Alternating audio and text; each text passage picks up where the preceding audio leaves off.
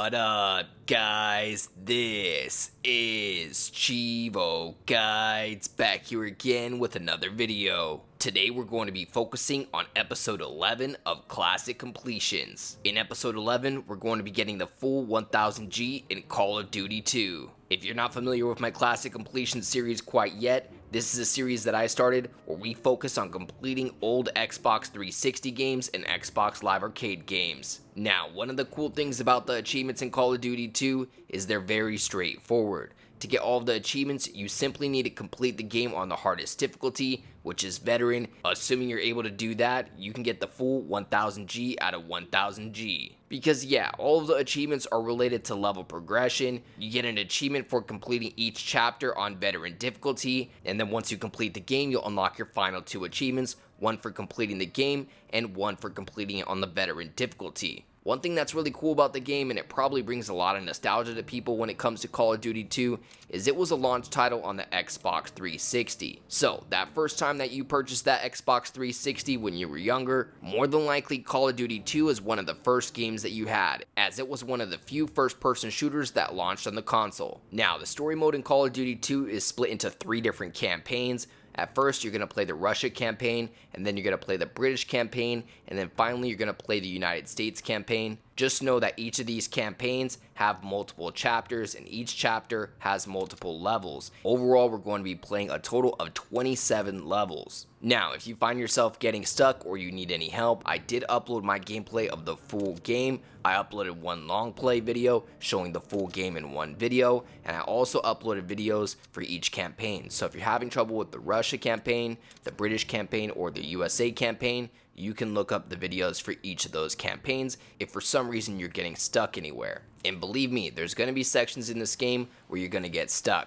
And this is because this is one of the hardest Call of Duty games to beat on Veteran. For some reason, the original 3 Call of Duties were just much harder on Veteran compared to some of the modern ones. So just know this is going to take some patience. I think you can get it done as quick as about 9 hours on Veteran. However, I think the average person will take about 15 hours or so to be able to beat it at its hardest difficulty. So if you're interested in starting this game and going for the full 1000G, just know it's going to take about 15 hours or so. This game also had a really awesome multiplayer, at least for its time. I remember playing split screen or even system link, connecting my friends' Xboxes to mine to be able to play some cool multiplayer matches with some friends when I was younger. Specifically, we played a lot of a map called Tunisia.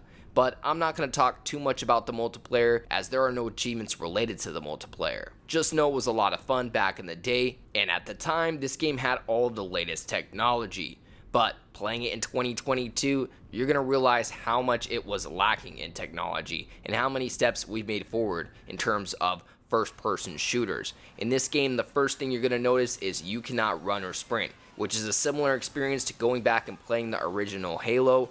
You cannot run. So that's first and foremost. I think that's definitely the first thing that you guys are going to realize, just because playing a first-person shooter without a sprint or run feature really makes it feel like you're playing slow and makes it harder to evade enemies while they're shooting you. Now, before I dive into some tips and tricks that might make your Veteran playthrough easier, first I want to talk about price and how to play the game. First and foremost, the game is $19.99. If you guys are interested in picking it up, I'll have a link down in the description below. This will get you the Xbox 360 version of the game, which you can play via backwards compatibility on any modern Xbox. So you can play it on, of course, the 360 or an Xbox One or Xbox Series console. Personally, I was playing it on an Xbox Series X, which I believe the game runs at 1080p 60 frames per second. The 60 FPS honestly isn't anything special, because I think even the Xbox 360 ran the game at 60 FPS. But you know, the emulator that they use for backwards compatibility does have a lot of special features, so I'm sure it does look better than compared to playing it on the Xbox 360. Just know in my footage, I played it on Xbox Series X via backwards compatibility. Again, if you're interested in picking up the game, you can either pop in the disc if you have the physical disc on 360, or you can purchase it digitally for $19.99. Now, before we end the video, let's go ahead and talk about some tips and tricks on how to beat this game on Veteran. First thing you're going to notice is the enemy has unlimited grenades, which really isn't fair because we can only hold 4 frags and they can just keep throwing grenades as much as they want.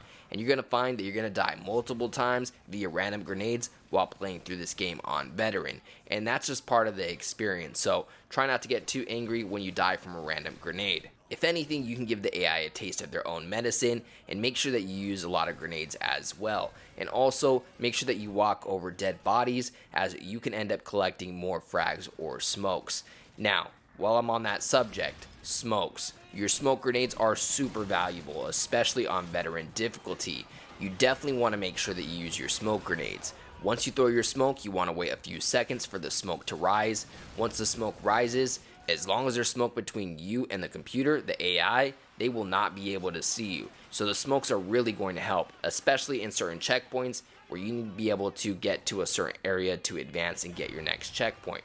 Sometimes the easy thing to do is just to throw a smoke grenade and try to avoid the enemies. But it is going to come down to what type of checkpoint you're dealing with. Some checkpoints are going to require that you kill all the enemies to advance. Some checkpoints are simply just going to require you to reach the next area. And also, you're going to run into situations where you may be pressed by a bunch of enemies and you keep killing them and they keep respawning. The game has a ton of checkpoints like this, so you want to make sure you don't get too caught up in a loop killing enemies over and over again.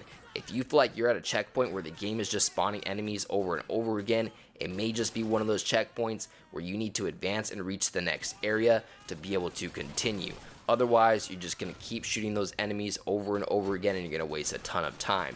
So the game is a mixture of both being patient but also trying to press forward just in case you're at a checkpoint where the game's going to keep spawning enemies. But if you find yourself stuck at a checkpoint, I'd first try to do the patient route and just, pick off the enemies one by one with your rifle. If you do feel like they keep respawning the enemies, then I would try to throw a smoke grenade and try to advance forward. If you don't have any smoke grenades, you're going to have to do a bit of both. You're going to have to pick off your enemies but also move forward as soon as you kill them. That way they do not respawn. Also, anytime I was going into a new building, new room, or new area, I would always throw a grenade in there first just to make sure I've cleared out the area. You're not always going to be able to do that. It's going to obviously depend on if you have any grenades, but that's one thing that I definitely recommend doing while playing on veteran.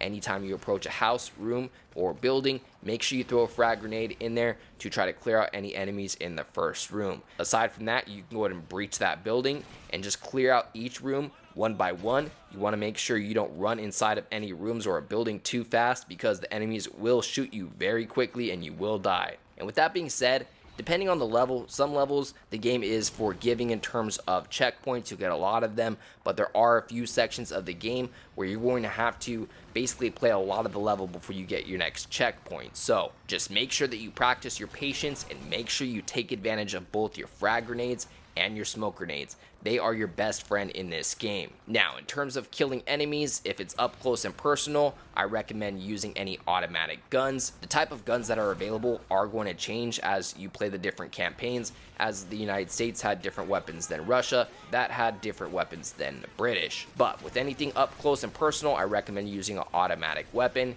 And otherwise, if the enemies are at a distance, I recommend being patient and just, pick them off one by one with your rifle. But at all times, I made sure I had one rifle and one automatic weapon. I really wouldn't waste any time with any other weapons. Pistols are completely pointless. The only thing that you would maybe want to get into your weapons is maybe a sniper rifle. And of course, that would replace your rifle. But in this game, you can only hold 2 guns. Again, you want to make sure you have an automatic weapon and a rifle. Make sure you have one of each of those for both situations. Now, the only thing I haven't mentioned is you cannot shoot your fellow soldiers. There is no friendly fire allowed. If by any chance you accidentally shoot any of your fellow soldiers, you will basically die and have to start at the last checkpoint. So make sure you don't shoot any of your fellow soldiers. I'm sure you're going to try your best, but unfortunately, sometimes the AI will peek out right in front of you, or you'll be zoomed in on your scope, and one of your fellow soldiers will go right in front of you when you're sniping. So it's bound to happen.